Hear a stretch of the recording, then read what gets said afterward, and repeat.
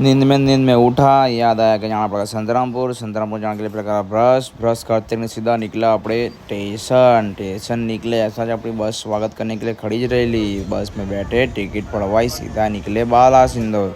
बालासिंदौर पहुँचे।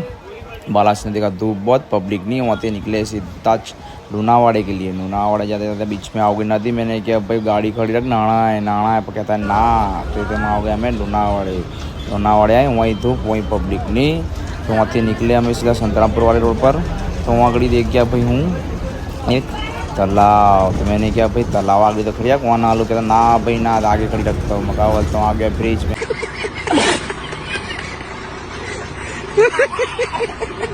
खड़ी रखेगा मका, हाँ मका ना, तू जाना दे कर।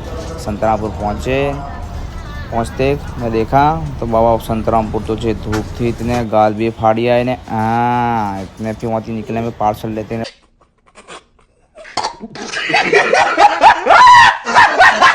पाछे ही टिकी को कह दे पुणे पुणे कंडक्टर भाई को क्या भाई खड़े रही हो, हमें आते तो सीधा सीधा बैठे हमें एनएच बस में बैठे ने सीधा निकले अपने बाड़ौद के लिए।